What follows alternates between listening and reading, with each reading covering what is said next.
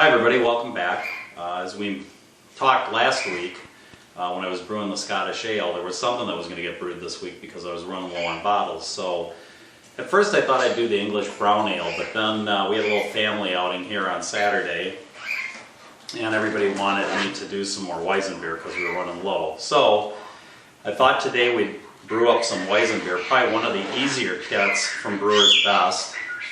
Their kit 1030 comes with 2 containers of liquid malt extract, Bavarian wheat, and the hops, and of course priming sugar and bottle caps, which you don't really need at this point, and the yeast. So just like last week, some of the things you're going to need are obviously the brew kettle, which I have behind me with the lid on, and the lid's on just long enough to get the water to boil. It goes a lot faster that way. Again, I like to use the hops bags because I like to keep the sediment as low as I can have in the brew kettle to get, optimize what I'm getting into my fermentation bucket. And you'll obviously need your sterile spoon.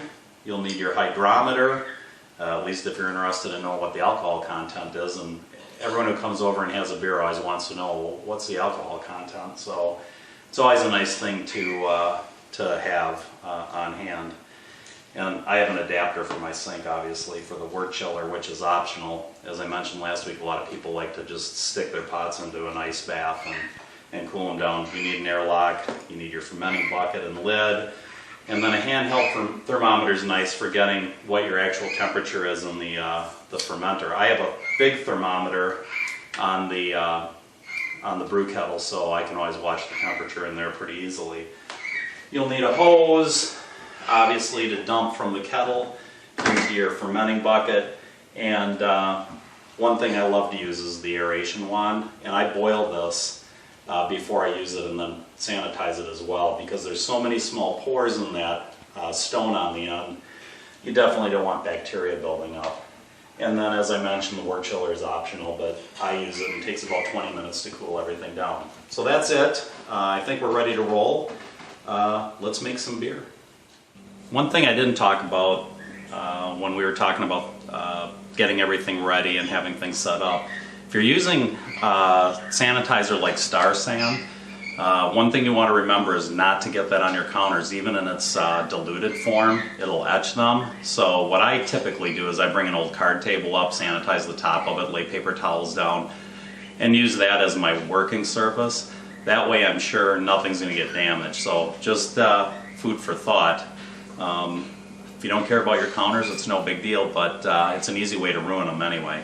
So that's it. And also I pull my stove out as well from the back, just so that the heat doesn't damage the adjacent countertops, because you're going to generate a lot of heat off this brew kettle. So I always pull my stove forward just to be safe as well.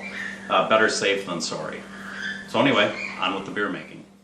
Okay, so I thought I hit the record button, but I didn't. So the only step that you missed was we got to a gentle rolling boil, and I put the liquid malt extract in, and I've stirred it, and we're just waiting for another gentle rolling boil to start, which should be any second now. And then we'll put the hops in, and then we'll be on a 40-minute boil. So about halfway in that 40-minute boil, I'll be dropping my wort chiller in so that it gets sanitized and we're all set there. And then towards the end of that 40-minute boil, obviously we're going to put in one more can of the liquid malt extract.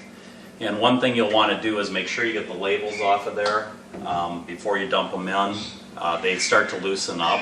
So the danger is you grab it, you reach over, and all of a sudden the label starts to fall in pieces.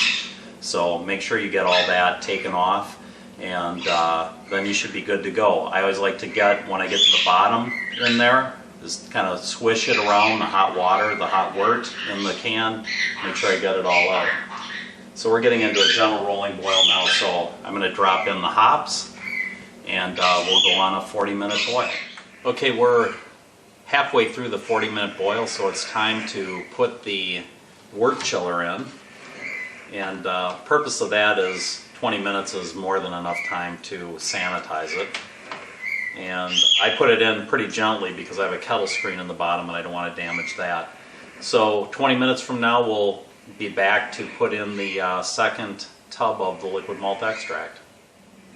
Okay, we're at the end of the 40-minute boil, so it's time to add the second container of liquid malt extract. And again, you want to make sure that you're stirring it so that it doesn't stick or burn to the bottom of your brew kettle.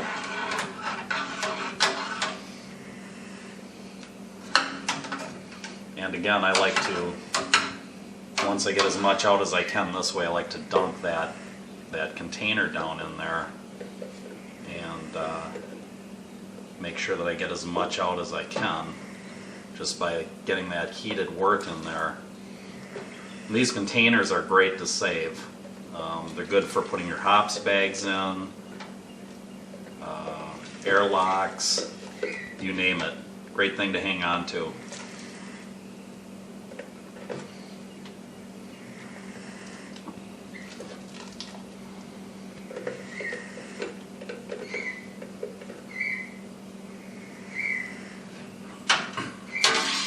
Okay, once that comes to a boil again, then we'll be ready to throw in the aroma hops, I believe. So, back in a few.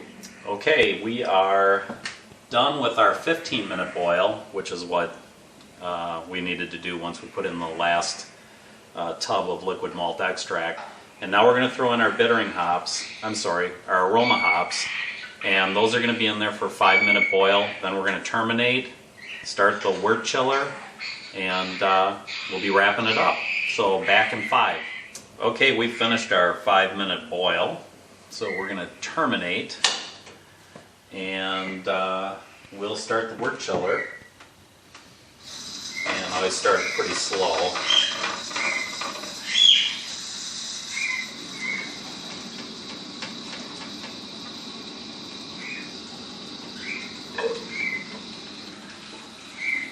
Okay,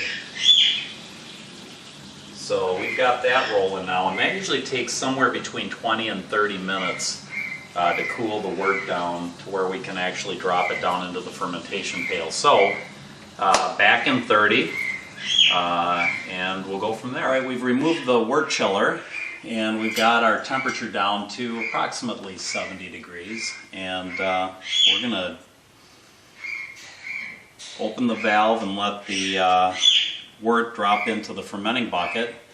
And when that's done, we'll come back and we will take a hydrometer reading. I'll probably do that in the meantime. Take a hydrometer reading. When we come back, we'll pitch the yeast, and that'll be it. All right, we had a 1.048 original gravity reading, which is right on target. And now I'm just going to start to aerate the wort for about 30 seconds.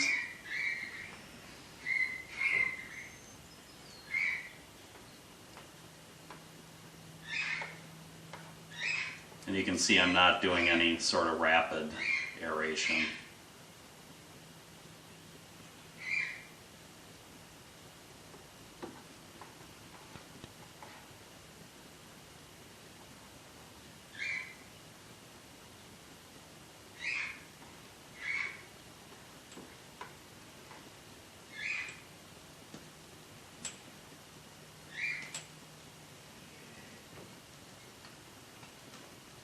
That's plenty good.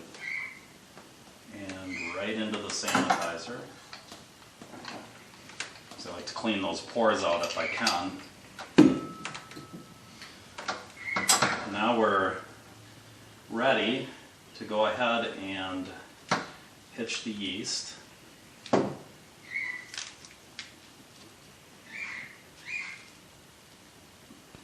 I'll just sprinkle it across the top here.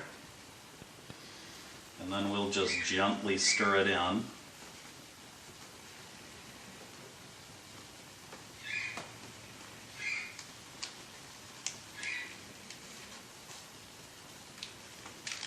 And as I mentioned last week when we were brewing up the Scottish ale, I've noticed that a lot of the Brewers Best Kits now are not talking about hydrating the yeast, they're just talking about sprinkling it on top. And all I'm going to do here is just gently push it into the wort. It smells great too, by the way. And you can see now, this is a really easy beer to start on. It's basically just 2 canisters of liquid malt extract, your hops, you know, probably about maybe a 3-hour project from start to finish. And again, you don't need to aerate your wort with oxygen. You don't need to use a wort chiller. There's plenty of people that don't. These are just things that I do, so do whatever makes sense for you. And you'll end up with a good batch of beer. And this is, not only is this an easy thing to make, but this is delicious beer. This ranks right up there. I mean, this is kind of the, I would say, the family's favorite. And that's why I got the warning this weekend that I better not start on the English brown ale. I better start on the Weizenbier, because everybody was a little concerned that we were running low on stock. So this will alleviate those concerns, and we should have this batch bottled in a couple of weeks, and a couple of weeks after that ready to drink. So what's left is to put the top on and the airlock, and that's going to complete the job. That's it for making the Weizenbier. Very simple beer to brew, and hey, no better way to celebrate than to have a glass of your own home brew. Share it with the parrots. This is American Light. Just joking. Don't call the ASPCA. American Light. And remember I said that the carbonation wasn't quite where it needed to be? It's there now. This is a wonderful beer.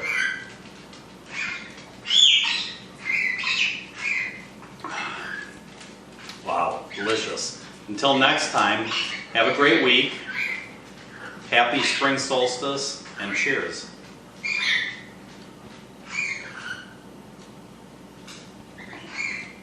Wow. This has been a Matty Boy presentation. Say bye-bye, Matty. Bye-bye.